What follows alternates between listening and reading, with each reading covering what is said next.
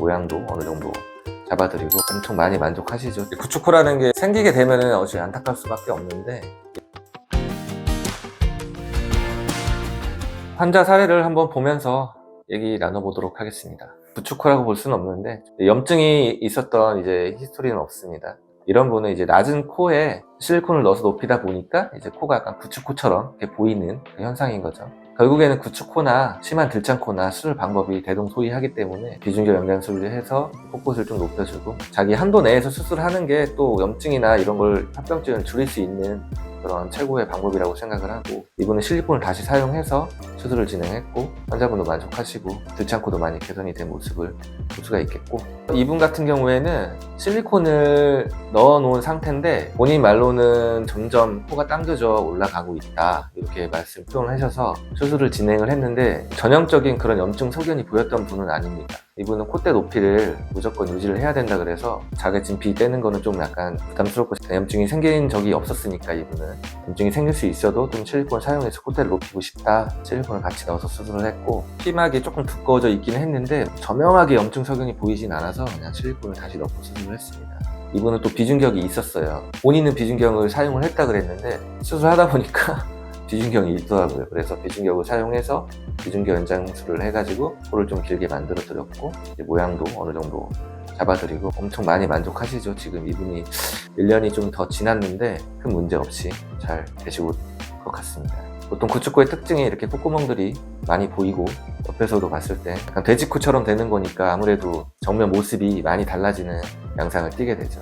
그리고 이제 세 번째 환자를 보시게 되면 이분은 되게 심하게 와가지고 이제 제거를 하셨는데, 제가 수술할 때 봤는데 피막이 여전히 남겨져 있었어요. 해골처럼 거의 뼈 있는 부분까지 거의 다 구축이 왔다고 보시면 되고, 안에서 비중격도 좀 손상이 되어 있는 그런 모습을 볼 수가 있었어요. 이분은 이제 실리콘이 뚫고 나왔었기 때문에 뚫고 나온 부분에 흉터가 엄청 많고, 이 뚫고 나온 부분으로 피부가 엄청 얇아져 있거든요. 그래서 이 부분을 잘 감안해서 수술해야 되고, 염증도 심해서 비중격의 손상도 있었고, 그래서 자가늑연고를 사용해가지고 제거 수술을 진행했고, 당연히 코가 워낙 낮으시지만 환자랑 잘 얘기를 해서 실리콘을 다시 넣지는 않았습니다. 자기 코 모양, 이전의 모양 정도를 좀 찾은 것 같고, 확실히 또 정면에서 보면은 가운데 흉터는 덜 심해서 남겨두고 들어간 부분이 있죠. 이 부분은 이제 흉터 성형을 같이 진행을 해서 많이 개선됐는데, 이게 지금 3개월째 사진이라서 아마 시간 지나면 훨씬 더 보기 좋은 모습으로 될 것 같긴 합니다. 이런 케이스가 되지가 않으려면 초기에 좀 이상이 있다 싶을 때 좀 병원을 빨리 내원해서 초기에 치료를 빨리 받으시는 게 좋다고 생각을 하고, 약을 좀 주면 염증이 가라앉거든요. 이제 붓기가 가라앉고 아픈 것도 좋아지고 하는데, 염증이 한번 생기고 나서 좀 좋아졌다가 또 생기고 이러다 보면 이제 본인도 무감각해질 수도 있고, 뭐 약 먹으면 괜찮겠지 이러다가 방치를 하게 되면은 실리콘이 뚫고 나오게 되면은 피부에 문제가 생기게 되면은 원래 모형으로 돌아가기가 쉽지가 않거든요. 피부가 뚫고 나왔다는 거는 사실 방치가 좀 됐다는 거죠. 제가 알기로는 이분이 실리콘이 있는 상태에서 필러를 맞으셨다가 염증이 생긴 걸로 알고 있습니다. 약간 치료가 좀 제대로 되진 않았던 것 같아요. 그래서 결국엔 실리콘이 뚫고 나왔는데, 나오고 나서 이제 실리콘만 그냥 거기로 쭉 빼냈다고 하더라고요. 피막이나 이런 건 다 그대로 있는 거죠. 그래서 콧대 높이에 대해서는 약간 본인도 아쉬워하시긴 하시는데 그래도 충분히 만족하고 있습니다. 콧대 실리콘만 넣었는데도 염증이 생겨서 구축이 오신 분들이 있거든요. 구축코라고 해서 안에는 연골들이 다 손상이 받는 건 아니거든요. 연골이 충분하다면은 구축코라고 해서 꼭 자가늑연고를 써야 되는 그런 건 아닙니다.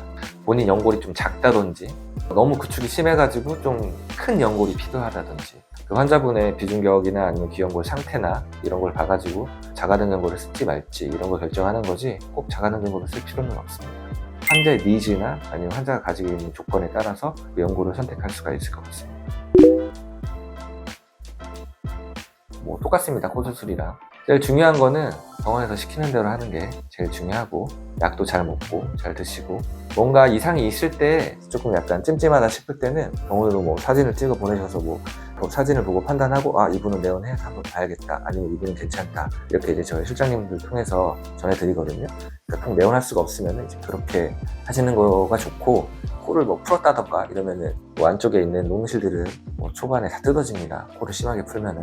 당연히 물은 안 닿는 게 당연히 좋고, 수술한 그 선생님께서 결정한 그런 내원 날짜에 좀 딱딱 맞춰서 내원해서 치료를 받는 게 제일 좋은 것 같습니다. 이제 구축후 같은 게 온 경우에 혈액순환이 별로 좋지가 않거든요. 초반에 이제 초기 얼음찜질 같은 거를 좀 많이는 하지 않는 게 좋을 것 같습니다. 붓기 빼는데 뭐 찜질이 많이 도움이 되기는 하는데 얼음찜질을 하게 되면 아무래도 혈관 수축이 돼서 혈액순환이 좀 안 좋아질 수가 있으니까 얼음찜질을 뭐 엄청 짧게 하던지 찜질을 조금 자주 해주시는 게 그냥 일반 코수술과는 좀 다르지 않을까 싶습니다. 물론 일반 코수술도 얼음찜질을 할 때는 짧게 하고 오래 텀을 두고 이런 식으로 하시는 게 좋고요.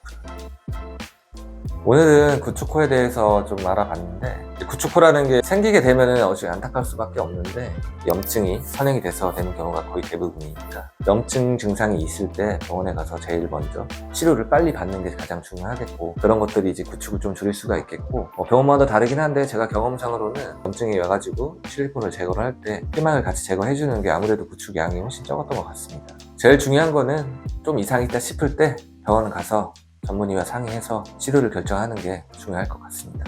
지금까지 처음처럼 성형외과 이방석 원장이었습니다.